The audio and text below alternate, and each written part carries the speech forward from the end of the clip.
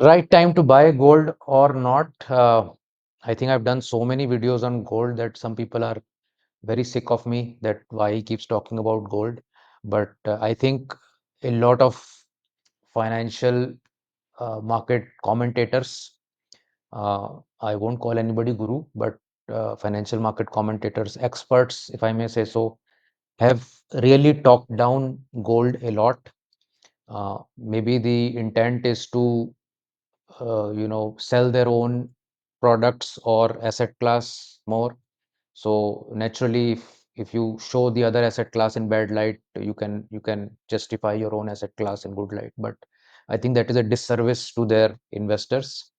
Uh, Giving proper information about different asset classes as far as you can, delve on it is the right way. You let the investors decide what is good for them or not, and the financial advisors who will personally look into each investor's risk profile and asset allocation should actually be doing this job effectively.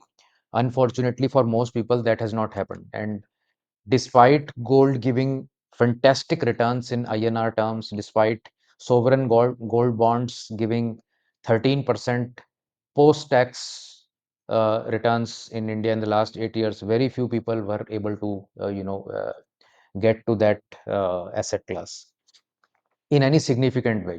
1, 2, 4, 5%, 10% is, from my perspective, it is good that you've started, but it's not good enough. From that point of view, having gold and having the right allocation is probably important. But again, that is a subject between you and your financial advisor. I'll talk a little bit about why uh, gold is needed and potentially, what are the thumb rules for allocation. So Nifty versus gold in the last, let's say, 10 months, uh, gold has done well. Indian gold is up maybe 38%.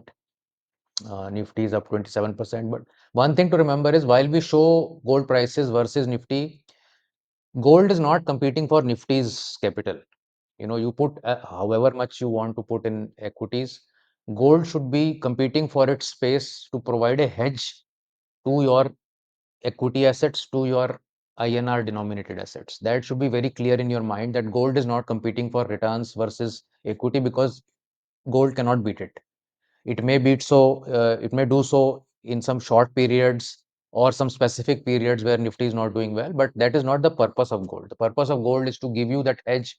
When Nifty is not performing, gold should be performing for you. And you can see that, whenever Nifty is not performing, gold is performing. Whenever Nifty is flat, gold is performing. That will happen. You to look at last 30 years of data, you will be able to see that.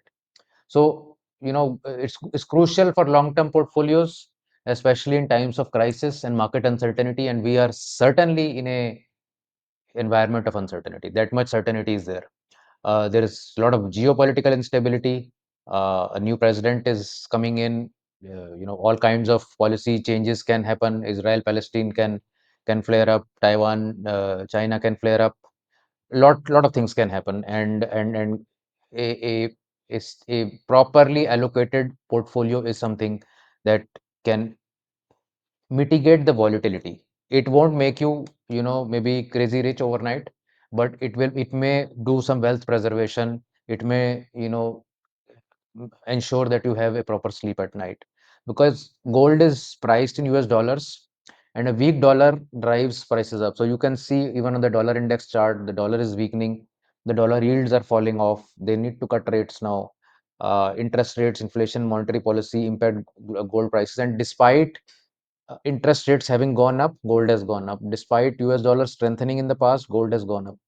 Central banks are buying as much as 1,000 tons per year now, every year, and the entire production is almost 3,000 tons only. So there is a new buyer in town for the last many years who's soaking up all the production, and that's why the prices continue to really go up. If we see from a longer perspective also, you will find that in the last 10 years, for instance, returns have been similar, gold versus Nifty. Although, and the good part here is that whenever Nifty has collapsed, so this was the COVID collapse on Nifty, you are finding gold making up for that. This was the demonetization collapse in Nifty, gold made up for that. So it's a very nice complementary partner to equity. If you want to have a more stable equity curve, this is what you will need. If we go even further back, from year 2000, for instance, in the last 24, 25 years, also similar returns. I mean, for some people, this may be shocking, but I've been shouting from rooftops for the last 8 years on this. So, returns is not where there is a problem. The problem is in allocation, and uh, just having enough allocation so that it works as an insurance for you. So why do you buy a car insurance? Why do you buy a health insurance? Why do you buy a life insurance? Because if that eventuality happens, something should save you. And the purpose of gold is that only, that if that eventuality happens, it will save you.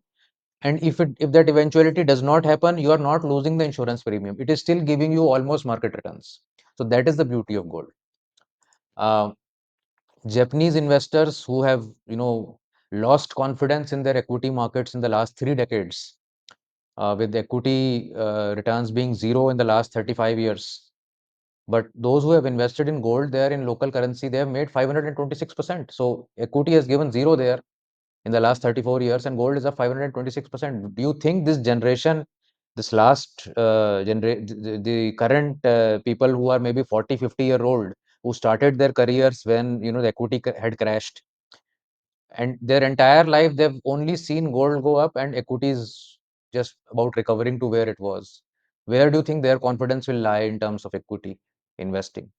Just because we have seen last 30 years of phenomenal equity growth, our confidence on equity is very high. But there are many countries where equity is not done well. Similarly is the case in China, where in the last 24 years, the SSE, the Shanghai index, is just about 29% up, and in the last 15 years, it is actually much down from its peak. But just see where the Chinese yuan gold currency, gold in Chinese yuan is 709%. Where do you think Chinese investors are going to put their money, here or here? I mean, you would want people to invest in equity and make money out of it, but it is not happening there. The markets are mature, they've already discounted whatever was to be discounted, and maybe there's challenges on growth there. So this is something which saves you because it is priced internationally, and if your currency is weakening against the dollar, which INR always is, that is an additional sort of reason why you get protected by the devaluation of your currency. So gold consistently performs well across all economic cycles, acts as a haven during recessions and financial crises. It's a perfect product as a insurance for your financial portfolio. It effectively hedges against inflation. It preserves purchasing power during high inflation periods. So there is a lot of anecdotes that 70 years back, if so much gold bought you a piece of Armani suit, the same amount of gold gets you an Armani suit today also. My own father used to tell me that in 1980, when there was a marriage in our family, the five-star, one cost of one dinner plate used to be about 1 gram, and today also at about 7,000 rupees, that is the same cost of one dinner plate at a five-star in Delhi, for instance. So this is how your purchasing power is retained. Yes, of course, you could invest in stocks and make more money, but then everything is not just returns. Uh, Economic uncertainty from higher interest rates, government debt, geopolitical, can push gold higher, and interest rates and other currency fluctuations can also offset this. So there needs to be a good balance between what you're doing in your portfolio in terms of how are you going to save that portfolio. So my simple rule for gold allocation is this: you divide by your age by 2, and that number is your percentage allocation to gold. So if you're 40 years old, 20% exposure to gold is what is needed in portfolio. That is my rule. This is no line in stone. You can be at 30 or you can be at 10, depending upon where your financial advisor will advise you. But this is the minimum I think you should be exposed to. And at any point of time, never try to time gold. Always bring it up to your allocation. So if gold is at all-time high, don't worry about it. Gradually start to buy if you're not there. Over the next 5 years, bring your allocation to where it should be by gradually accumulating it, not worrying about the price at all. At least that is what I have done over the last 30 years, and it has helped me tremendously. Thank you so much. And do let me know how much allocation you currently have and why are you not taking it up, and why, if it is already, at more than the thumb rule that I have mentioned, why do you think you should be there at that higher allocation? Thank you so much for watching, and I'll see you in the next one. Bye.